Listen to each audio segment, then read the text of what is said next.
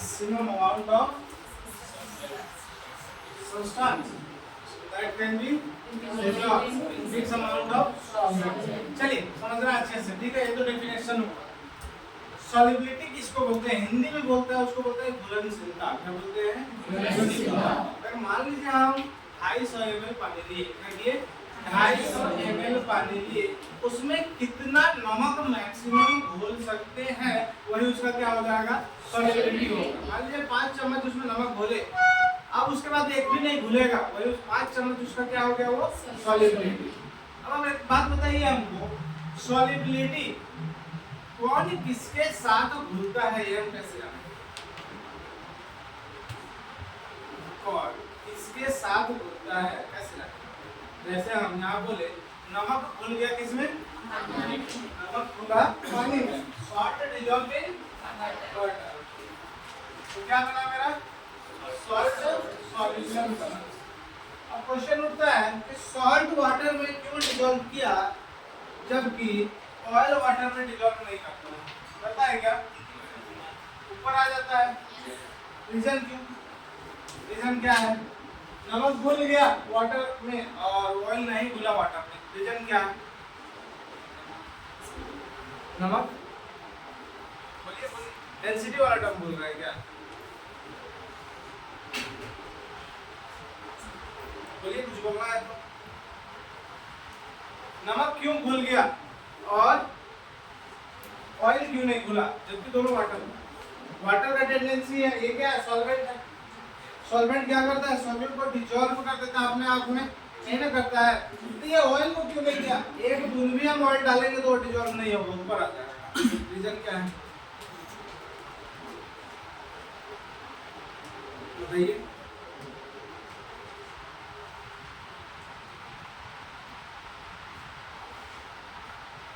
नहीं सोच पा रहे हैं। चलिए, प्राची और फरहत एक जगह क्यों बैठी है? दोस्ती है ना। दोस्ती कब होता है? जब मन मिलता होगा, विचार मिलता होगा। ये बोलेगी चलो गुपचुप खाने, तो ये भी बोलेगी चलो। ये को बोलेगी गुपचुप खाने जाना है, बोलेंगे हमको चाट खाना है, तो अलग अलग खेला जाना होगा ना, तो मन तो मिलेगा नहीं। रूममेट हम किसको बनाते हैं? जिसके साथ मेरा मन मिलता है। देखो बोलेगा हमको लाइट में सोना है, एक बोलेगा लाइट ऑफ करके सोना है, एक बोलेगा गाना बजाते हुए सोना है, एक बोलेगा नहीं हमको गाना बंद करके सोना है, एक बोलेगा बेड हम इस कोना में लगाएंगे, एक बोलेगा उस कोना में लगाएंगे। उसके के साथ गेट खोले वैसा रहेगा, एक बोलेगा नहीं आराम से खोलेंगे। तो दोनों का मन मिलेगा तभी रूममेट बनेगा। तो इसमें भी कुछ ऐसा ही कहानी है, दोनों का प्रॉपर्टीज मैच करना चाहिए। क्या होना चाहिए? दोनों का प्रॉपर्टीज मैच करना चाहिए। अब हम बोल दिए कि सॉल्ट प्लस वाटर का डिसॉल्व हो रहा है, सॉल्ट प्लस वाटर क्या हो रहा है? डिसॉल्व हो रहा है। इसका मतलब दोनों का प्रॉपर्टीज मैच कर रहा होगा। कैसा प्रॉपर्टीज मैच कर रहा है? पोलर। ऐसा नहीं ये बोल देना था कि सर ये तो सॉलिड है और ये लिक्विड है, प्रॉपर्टीज कहाँ मैच किया? मैच किया क्या? और कोई बोलता है सर लिक्विड लिक्विड में डिसॉल्व होगा, सॉलिड सॉलिड में। तो लिक्विड वाटर लिए थे, ऑयल भी क्या था? लिक्विड, लेकिन डिसॉल्व तो नहीं हुआ। तो यहाँ आ जाता है कि पोलर मॉलिक्यूल डिसॉल्व करता है पोलर मॉलिक्यूल। सर पोलर अब होता क्या है? किसमें डिसॉल्व कर रहा है बोल रहे हैं? पोलर डिसॉल्व कर रहा है किसमें? पोलर। पोलर होता क्या है? पोलर क्या? पोलर मॉलिक्यूल किसको बोलते हैं?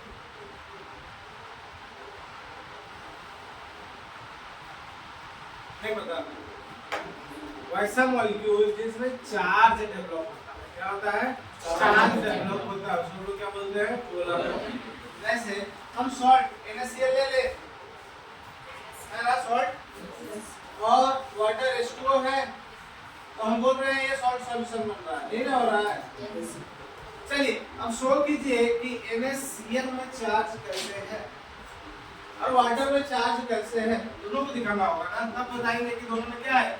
चार्ज पार्टिकल्स है। चलिए समझते हैं बातों को। Na और Cl दोनों मिलकर बना है। ये दोनों के बीच बॉन्ड कैसा बॉन्ड है? Single bond. बॉन्ड का टाइप क्या है? कोवेलेंट बॉन्ड है, आयोनिक बॉन्ड है, हाइड्रोजन बॉन्ड है, वैंडरवाल बॉन्ड है, क्या है?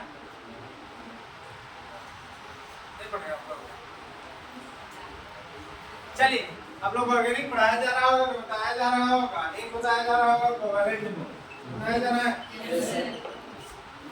एक बताया जा रहा होगा आयोनिक बॉन्ड, नहीं बताया गया है। यहाँ पे इसी का नाम है इलेक्ट्रोस्टैटिक बॉन्ड।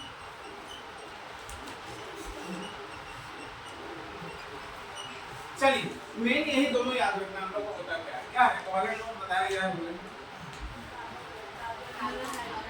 कार्बन और हाइड्रोजन में बस कोवैलेंट बॉन्ड बनेगा, दूसरा में नहीं बन सकता है। सिलिकॉन के साथ और हाइड्रोजन के साथ नहीं बनेगा। तो पता क्या है कोवैलेंट बॉन्ड होता क्या है?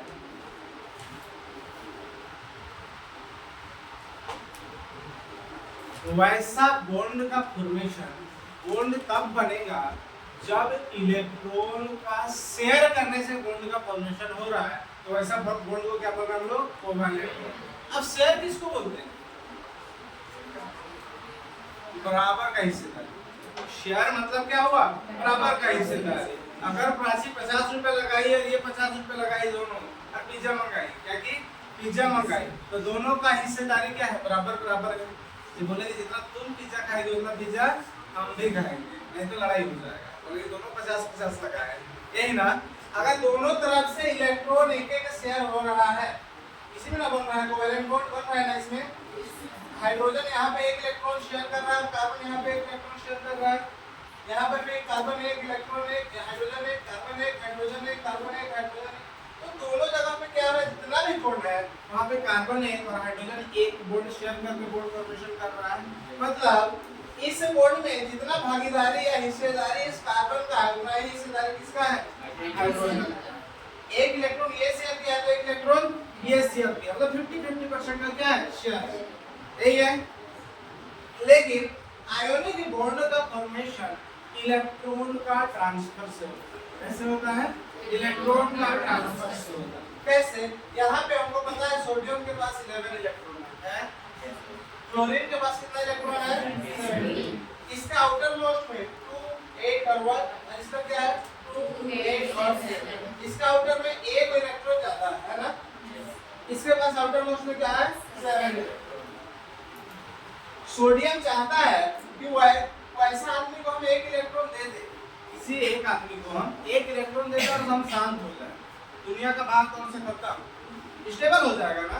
किसी को एक इलेक्ट्रॉन दे देगा तो क्या हो जाएगा? वो स्टेबल। तो जैसे ही क्लोरीन चाहता है कि हम एक इलेक्ट्रॉन का इसलिए ले तो हम 8 हो जाएंगे, रोज रोज का मेहनत खत्म, यही ना। चलिए वो वैसा ही जोड़ी मिल जाता है सोडियम और क्लोरीन का। ये चाहता है कि हम एक किसी को दे, और ये क्या चाहता है? एक किसी से हम ले। अब दोनों का जोड़ी मैच कर दिया, एक देने वाला है, देने वाला। अब इसके पास एक इलेक्ट्रॉन था, ये क्या करेगा? इसको दे देगा। मतलब इसके पास अब बचा कितना? 10 इलेक्ट्रॉन। कितना? इसका कितना हो गया? अब इसके पास वो इलेक्ट्रॉन है क्या जो बाहर था, सबसे बाहर? इसके पास वो चला आया। अब ये दे के भूल गया, क्या किया? दे के भूल गया। चंदा के जैसा, ऐसा नहीं ना कि चंदा दिया उसके बाद प्रसाद मांगेंगे, हम दिए थे 500 का, वो 5 पैकेट प्रसाद चाहिए, नहीं ना। 200 दिया तो दो ही पैकेट चाहिए उसमें, ऐसा नहीं ना। प्रसाद दे चाहे ना दे, चंदा देने के बाद भूल जाना, वो मेरा हक नहीं है, हिस्सेदारी नहीं है उसमें, है क्या? लेकिन शेयरिंग में क्या था? हिस्सेदारी था। जितना हिस्सेदारी हम दिए हैं 50% दिए, तो 50% मटेरियल जरूरत चाहिए हमको, ठीक ना। तो यहाँ पे ये क्या क्या? एक इलेक्ट्रॉन इसको दिया और भूल गया। अब इसको इस इलेक्ट्रॉन से कोई मतलब नहीं है क्या? तो वैसा बॉन्ड का फॉर्मेशन जो इलेक्ट्रॉन का शेयरिंग से बनता है, इसका सॉरी इलेक्ट्रॉन का ट्रांसफर से बनता है, वैसा बॉन्ड को क्या बोलते हैं हम लोग? ठीक है।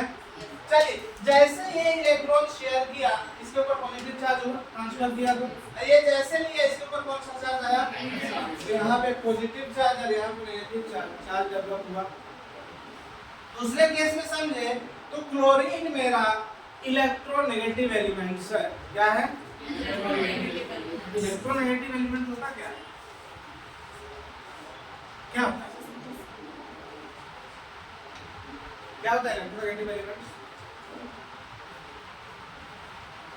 इलेक्ट्रोनेगेटिव एलिमेंट्स डकैत एलिमेंट्स को बोलते हैं।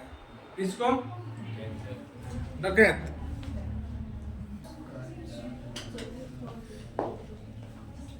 जिसका +1 +2 +3 है वो क्या है?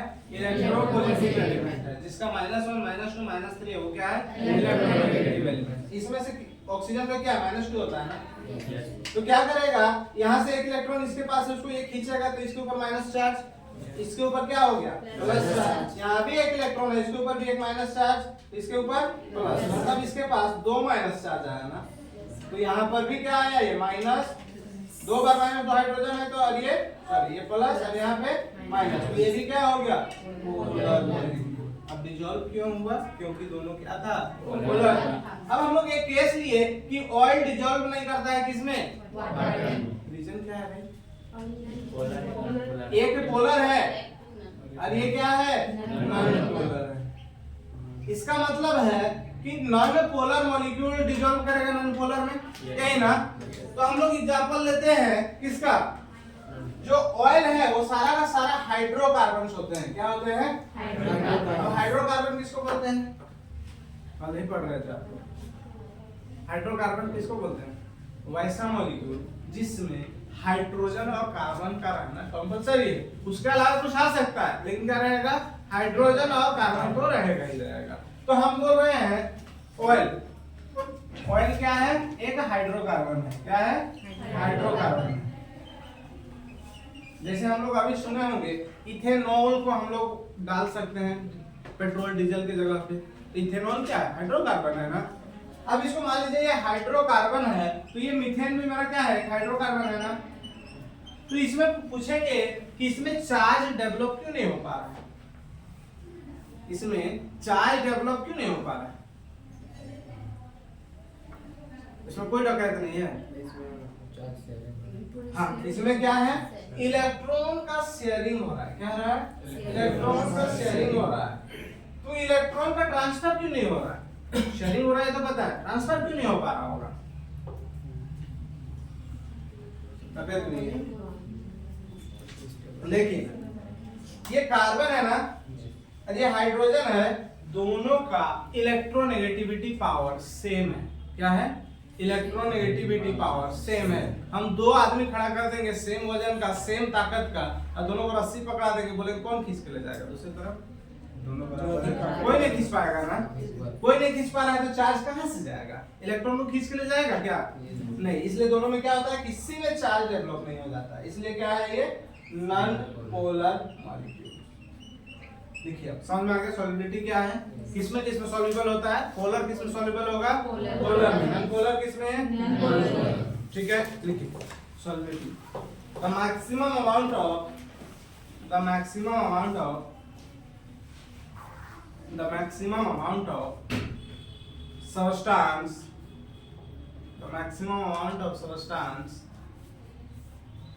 that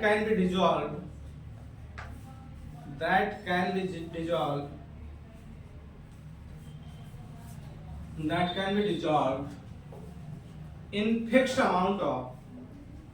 in fixed amount of solvent.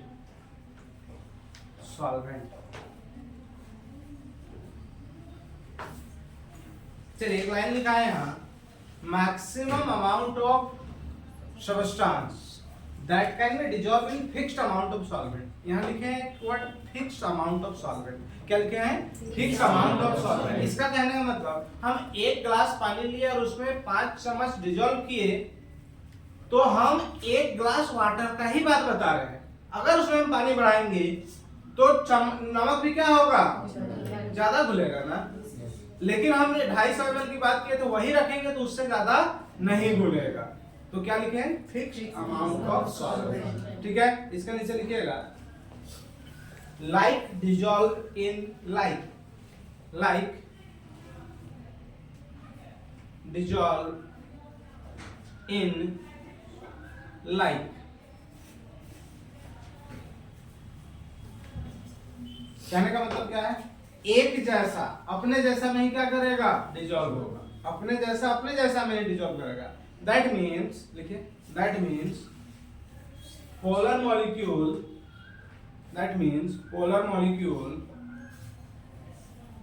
that means polar molecule dissolve in polar molecules.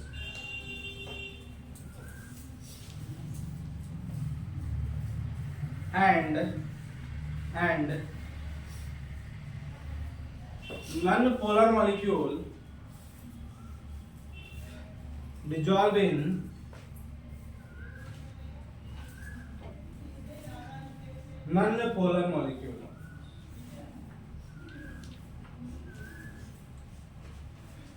Non-polar molecule.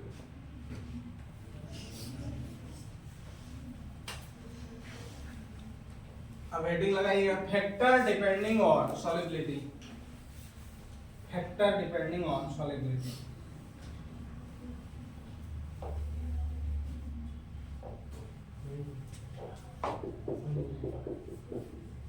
Factor depending on solubility. अब क्या क्या फैक्टर डिपेंड करेगा किसमें?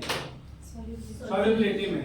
पहला चीज सॉल्वेंट मेरा कैसा है, पोलर है कि नॉन पोलर है, उस पर डिपेंड करेगा, मतलब नेचर ऑफ सॉल्वेंट. दूसरा चीज टेम्परेचर, जैसे जैसे हम टेम्परेचर बढ़ाएंगे तो क्या होगा, सॉल्युबिलिटी घटेगा बढ़ेगा, कुछ तो होगा. तीसरा चीज प्रेशर. लिखिए नेचर ऑफ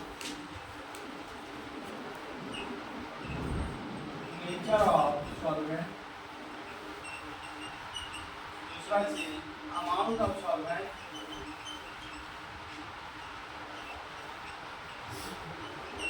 टेम्परेचर.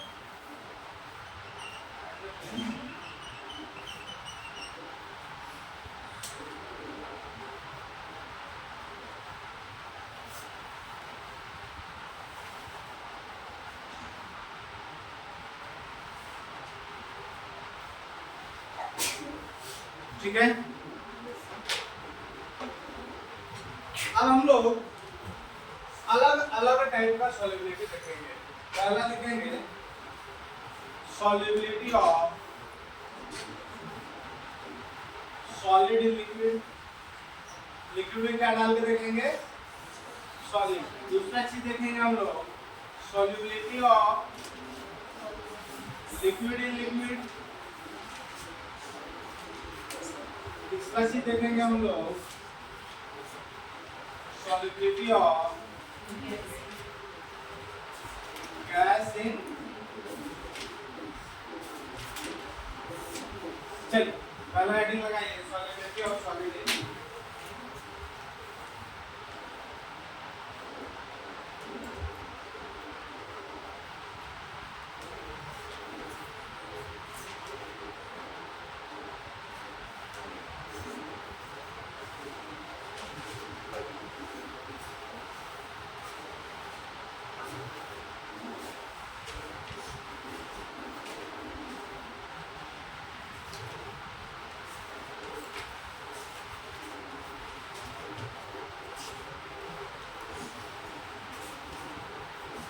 चलिए इसके ऊपर जगह है क्या, जगह है.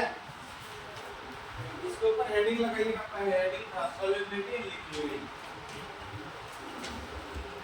लिक्विड ये क्या रहेगा, लिक्विड क्या रहेगा, सॉल्वेंट रहेगा ना. ये क्या है, सॉल्यूट है ना. लिक्विड लिक्विड लिक्विड क्या है, सॉल्वेंट. चलिए उसमें से फर्स्ट हेडिंग लगाएंगे हम लोग solubility of solid in liquid.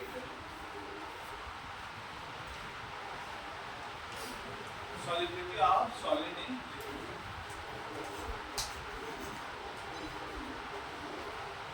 चलिए समझते हैं बात. हम लोग क्या रहे हैं, लिक्विड क्या है, कौन सा कंपोनेंट है, सॉल्वेंट. और सॉलिड सॉल्यूट कंपोनेंट. सिंपल लेते हैं, ग्लास ले रहे हैं. ठीक है, ग्लास लिया, उसमें क्या डिसॉल्व कर रहे हैं, सॉल्ट डिसॉल्व कर रहे हैं. ठीक है, अब ध्यान से सुनना है, कहानी जैसा है. हमें एक ग्लास वाटर लिया, उसमें हम नमक ऐड कर रहे हैं, नमक ऐड कर रहे हैं. कुछ नमक ऐसा होगा सब डिसॉल्व कर जाएगा, करेगा ना. एक चम्मच डाले सब घुल गया, 2 चम्मच डाले सब घुल गया, 3 चम्मच डाले सब घुल गया. तो जितना देर तक सब घुला उस प्रोसेस को हम लोग कर रहे हैं डिसॉल्यूशन. क्या बोल रहे हैं, डिसॉल्यूशन. इस सॉल्यूशन। ठीक है, अब ऐसा प्रोसेस आएगा, ऐसा टाइम आएगा कि कुछ डाल रहे हैं, चम्मच डाल रहे हैं ना, कुछ में से कुछ घुल रहा है और कुछ नहीं घुल रहा है, ऐसा आएगा ना। मतलब हम नमक डाल रहे थे इस पानी में, पहली बार क्या किया, जितना डाल रहे हो क्या हो रहा है, घुलते जा रहा है, घुलते जा रहा है ना, घुलते जा रहा है मतलब पानी गाढ़ा होते जा रहा है। अब गाढ़ा होते जाता है उसको हम लोग बोलते हैं कंसंट्रेटेड होते जा रहा है। क्या होते जा रहा है, कंसंट्रेटेड होते जा रहा है। अब इसमें नमक का मॉलिक्यूल मिल रहा है ना, पानी में नमक का मॉलिक्यूल मिल रहा है। अब ऐसा स्टेज आएगा कि पानी डाल, नमक डालेंगे तो कुछ घुलेगा और कुछ इस नमक के पार्टिकल से टकरा के नीचे आके जम जाएगा। क्या होगा, कुछ तो घुल जा रहा है लेकिन कुछ क्या होगा, टकरा के आके नीचे जम जाएगा। मतलब क्या बन जाएगा, क्रिस्टल बनने लगेगा। क्या बनने लगेगा, क्रिस्टल बनने लगेगा। इस प्रोसेस को हम लोग बोलेंगे क्रिस्टलाइजेशन। क्या बोलेंगे, क्रिस्टलाइजेशन। ठीक है, अब ये प्रोसेस चलेगा। कुछ देर बाद ऐसा होगा, जितना हम सॉल्यूट डालेंगे सबके सब प्रेसिपिटेट बनेगा, सब कुछ नहीं घुलेगा। क्या होगा, सबके सब प्रेसिपिटेट बनेगा, मतलब क्रिस्टल बनेगा। उस प्रोसेस को हम लोग बोलेंगे इक्विलिब्रियम। क्या बोलेंगे, इक्विलिब्रियम। मतलब जितना सॉल्वेंट है पूरा सॉल्यूट हो जाएगा, तो क्या बोलेंगे हम लोग, इक्विलिब्रियम। तो तीन प्रोसेस बताया। पहला, जितना डाल रहे हैं सबका सब क्या हो रहा है, डिसॉल्व हो जा रहा है, इसको क्या बोल रहे हैं, सॉल्यूशन। फिर क्या होगा, कुछ डिसॉल्व होगा और कुछ प्रेसिपिटेट बनेगा, उसको क्या बोलेंगे, क्रिस्टलाइजेशन। फिर कुछ नहीं घुलेगा, उसको क्या बोलेंगे, कोई दिक्कत, देखिए when a solid solute is when a solid solute is when a solid solute is added to the solvent, added to the solvent, some solute dissolve, some solute dissolves and its concentration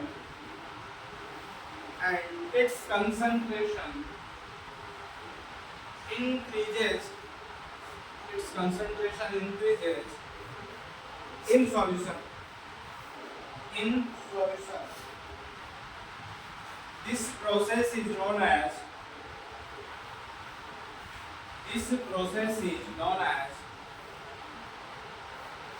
dissolution. This process is known as dissolution. Dissolution को underline कीजिएगा. This process is known as dissolution. Para change. Some solute particles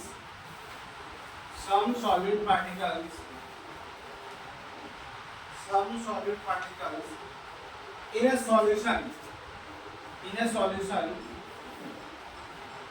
some solute particle in a solution collide with the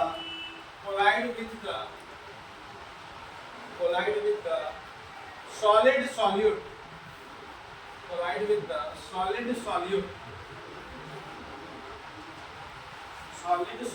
particles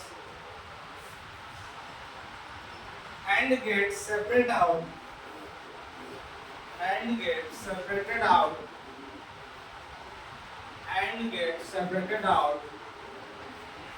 of solution. This process is known as crystallization.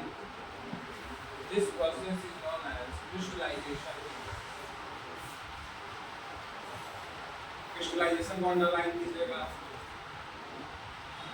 Full stop. Para change. At this stage, the concentration of solute in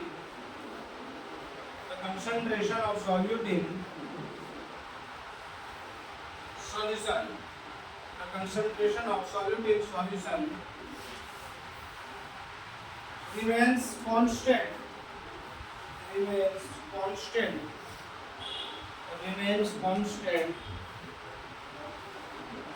under the given condition. under the given condition, that is temperature and pressure, that is temperature and pressure, this process is known as equilibrium, dynamic equilibrium. This process is known as dynamic equilibrium. Dynamic equilibrium.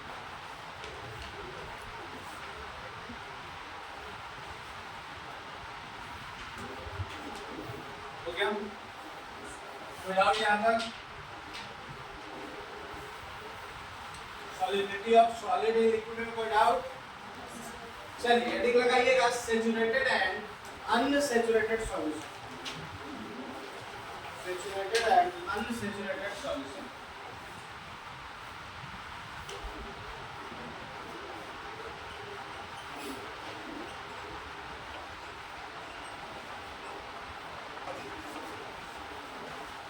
चलिए बताइए saturated solution क्या होता है?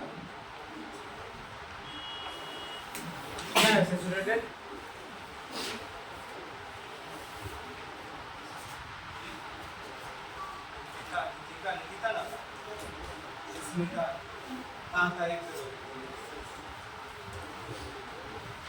उसका नाम है पति, आपका बताइए क्या है सैचुरेशन? सैचुरेटेड सैचुरेटेड सॉल्यूशन किसको बोलेंगे? पूरी तरह से बोल जाए, समझना है बात को. हम एक ग्लास वाटर लिए, उसमें नमक ऐड कर रहे हैं, ठीक है. आप इतना नमक ऐड कर दिया और अच्छे से घुल गया कि आप उसमें और ऐड करेंगे तो नहीं घुलेगा. मतलब उसमें और नमक हम लोग डिसॉल्व नहीं कर सकते. ऐसा सॉल्यूशन को क्या बोलेंगे हम लोग? Saturated solution. उसमें और डिसॉल्व होने का संभावना नहीं है, वैसा सॉल्यूशन को क्या बोलेंगे? लेकिन अनसैचुरेटेड डिसॉल्व करने के बाद भी और डिसॉल्व होने का संभावना है, उसको क्या बोलेंगे? वैसा सॉल्यूशन लिए, ग्लास दो को एक एक ग्लास का वाटर लिए, एक में 5 चम्मच ऐड किए, फिर देख रहे हैं कि इसमें अब नहीं घुलेगा. एक में 5 चम्मच नमक ऐड किए, फिर भी देख रहे हैं इसमें घुल रहा है. तो एक क्या हो गया मेरा? सैचुरेटेड. दूसरा वाला क्या हो गया? दिक्कत है. देखिए सैचुरेटेड लिखिए पहले.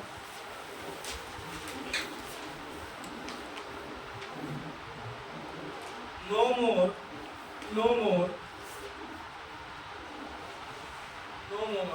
solute can be dissolved.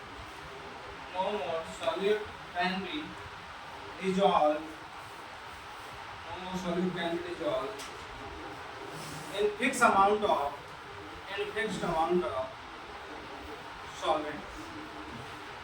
fixed amount of solvent. That is called saturated solution. That is called saturated solution.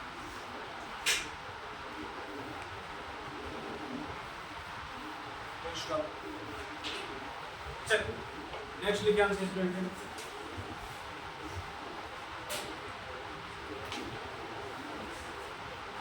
More solute can be dissolved. More solute can be dissolved. More solute can be dissolved in fixed amount of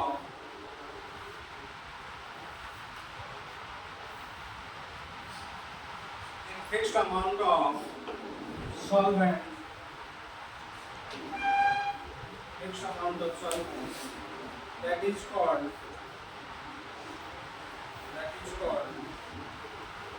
unsaturated solution. Unsaturated solution. कोई दिक्कत है?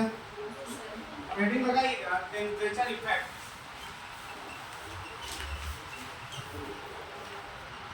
on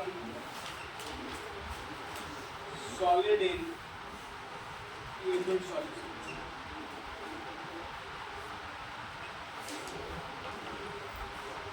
temperature का क्या effect पड़ेगा जब हम लोग solid particles मिलाएंगे किसमें? Liquid solution.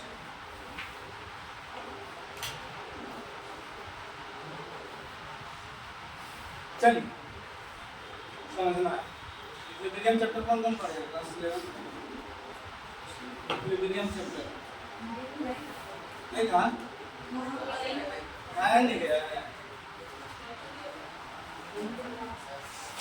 चलिए आप लोग जब इक्विलिब्रियम चैप्टर पढ़ रहे होंगे तो एक नाम सुने होंगे ली चैटर्जियन प्रिंसिपल सुने थे ना चलिए सुने तो बताइए उनका क्या कहना क्या ही कहना था बताइए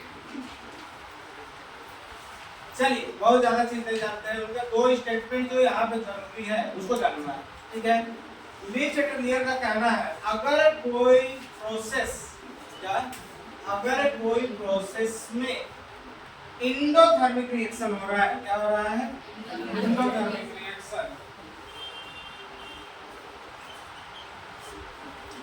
तो हीट हम बढ़ाएंगे मतलब टेम्परेचर बढ़ाएंगे क्या करेंगे टेम्परेचर बढ़ाएंगे तो सॉल्युबिलिटी क्या होगा बढ़ेगा टेम्परेचर बढ़ाएंगे तो सॉल्युबिलिटी बढ़ेगा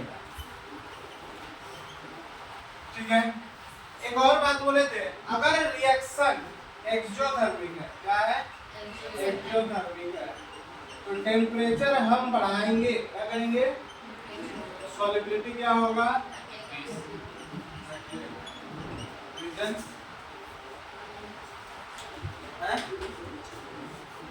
चलिए यहाँ एक वर्ड आया है इंडोथर्मिक कैसा रिएक्शन को इंडोथर्मिक कहते हैं एब्जॉर्ब करता है और एक्सोथर्मिक ठीक बोल रही जी ठीक बोल रही गलत बोल रही उल्टा ही बोल रहे हैं बताइए लोग को हम लोग बताइए आप बताइए चलिए कंफ्यूज नहीं करना है ठीक बोल रहे हैं ठीक है चलिए आज के बाद कंफ्यूज नहीं होगा ठीक है ये वर्ड क्या है ई एन क्या लिखा हुआ है और ये क्या लिखा हुआ है ई एन हम इसका स्पेलिंग बदलते हैं हम बदल रहे हैं ठीक है एक्चुअली बदला हुआ नहीं है इन है क्या है इन और इसको हम बदल रहे हैं प्रोनाउंस तो दोनों सेम हो रहा है ना इन मतलब अंदर क्या होता है अंदर तो वैसा रिएक्शन जो हीट को अंदर ले जाता है मतलब अंदर कब होगा जब एब्जॉर्ब करेगा उसको क्या बोलेंगे एंडोथर्मिक वैसा रिएक्शन एक्स का मतलब क्या होता है छोड़ के भागने वाला पता है ना जी नहीं होता है एक्स मतलब छोड़ के भागने वाला तो वैसा रिएक्शन जो हीट को छोड़ के क्या करेगा हीट को भगाएगा भागेगा हीट उसको क्या बोलेंगे हम लोग एक्सोथर्मिक बोलेगा वैसा रिएक्शन जिसमें इंडोथर्मिक किसको बोलेंगे जहां रिएक्शन एब्सॉर्ब हो अंदर जाएगा उसको क्या बोलेंगे इंडोथर्मिक जहां हीट क्या हो रहा है अंदर जा रहा है एक्सोथर्मिक जहां हीट भागेगा ठीक है अब समझना है कि यहां हम टेंपरेचर बढ़ाएंगे तो सॉल्युबिलिटी कैसे बढ़ेगा कोई रिएक्शन इंडोथर्मिक हुआ होगा क्या है मतलब ये हीट को क्या करेगा एब्सॉर्ब करेगा ना कहां से एब्सॉर्ब करेगा कहां से एब्सॉर्ब करेगा अगर ये कोई रिएक्शन यहाँ हुआ तो अपने सराउंडिंग से हीट को भी एब्जॉर्ब करेगा कहाँ से अपने सराउंडिंग से कहाँ से अपने सराउंडिंग अगल बगल से ठीक है एग्जांपल मेल्टिंग ऑफ आइस क्या मेल्टिंग ऑफ आइस हम फ्रीजर से निकालेंगे वो बर्फ का टुकड़ा क्या करेंगे फ्रीजर से निकाले एक बर्फ का टुकड़ा यहाँ पे रख देंगे वो हीट कहाँ से लेगा अगल बगल से क्या हम उसको ला के देंगे वो हीट नहीं ना क्या करेगा अगल बगल से लेगा ना अब क्या करेगा वो एब्जॉर्ब कर रहा है हीट को एब्जॉर्ब कर रहा है तो क्या हो रहा है मेल्ट हो रहा है मतलब हीट बढ़ रहा है उसमें क्या हो रहा है टेंपरेचर बढ़ रहा है तो सॉल्युबिलिटी क्या होगा बढ़ेगा क्या होगा बढ़ेगा इसी में इंडोथर्मिक रिएक्शन होगा और टेंपरेचर बढ़ाएंगे तो सॉल्युबिलिटी क्या होगा बढ़ेगा कोई दिक्कत नहीं है अब रिएक्शन में बात कर रहे हैं एक्सोथर्मिक मतलब हीट क्या हो रहा होगा हीट रिलीज हो रहा है क्या हो रहा है हीट रिलीज हो रहा है एग्जांपल लेता हूं एग्जॉस्ट फैन का एग्जॉस्ट फैन बाहर फेंकने वाला लगा देंगे वहां जो अंदर का गर्मी को बाहर फेंकता है क्या करता है अंदर का गर्मी को बाहर कब हम लोग एग्जॉस्ट चलाते हैं जब अंदर का हीट ज्यादा हो जाता है मतलब अंदर का हीट ऑलरेडी ज्यादा है तब एग्जॉस्ट लगाने की जरूरत है तब नहीं जरूरत है अंदर का हीट ज्यादा है तब हम एग्जॉस्ट लगा रहे हैं इसके पास ऑलरेडी हीट ज्यादा है तब हीट को बाहर फेंक रहा है यही ना हो रहा है अगर इसके ऊपर और हीट देंगे हीट पहले से ज्यादा था दूसरा को बोल रहा था लो उसको हम और देंगे हीट तब तो दिक्कत है ना कोई आदमी गुस्सा है लाल है गुस्सा से थोड़ा सा छेड़ दो उसको और दिक्कत है ना तो तो यही बात है, इसके पास ऑलरेडी हीट था पहले से ज्यादा, अब इसको हम और हीट देंगे तो अपना जो काम कर रहा था उसको बंद कर देगा ना, तो क्या होगा इसका सॉल्युबिलिटी डाउट है। एंडोथर्मिक रिएक्शन में सॉल्युबिलिटी क्या होगा, टेम्परेचर बढ़ाएंगे तो बढ़ेगा, एक्सोथर्मिक रिएक्शन में टेम्परेचर घटाएंगे तो बढ़ाएंगे तो देखिए according to Le Chatelier principle, according to Le Chatelier principle, ये चैटलियर ऐसा स्पेलिंग है ना कि जब तक नहीं लिखेंगे बोल नहीं पाएंगे, उन्हें फंस जाएगा इसमें।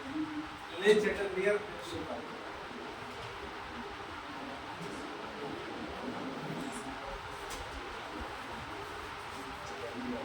according to ले चैटलियर प्रिंसिपल, नंबर 1 लिखिए, if the dissolution process is if the dissolution का स्पेलिंग लिखिए, स्पेलिंग डाउट होगा पूछिएगा, ठीक है। if the dissolution process is endothermic, if the dissolution process is endothermic, bracket में लिखिएगा, that means heat are absorbed, heat are absorbed, is what absorb का spelling लिखना होगा, that means heat are absorbed from the surrounding, spelling doubt तो पूछना है, शर्माना नहीं है, ठीक है। दिक्कत हो रहा है क्या, from the surrounding, bracket close, क्या लिखे कैसे पढ़िए, if this solution process is endothermic, but that means heat are absorbed from the surrounding.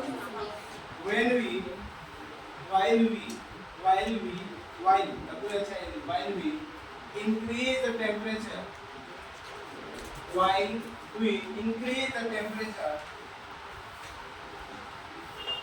increase the temperature, solubility will be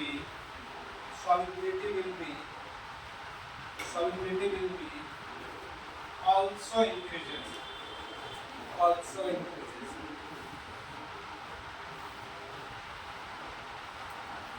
Second, if the dissolution process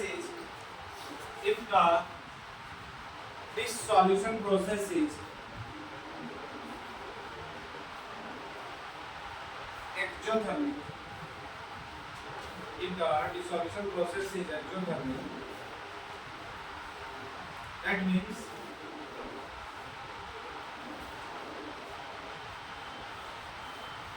heat are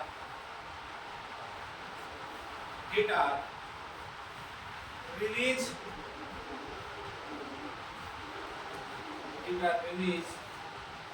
from the system. Heat are released from the system. Bracket close. That means के पास bracket लगाना था, bracket close, ठीक है।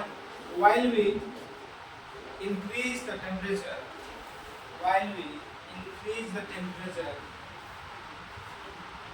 solubility will be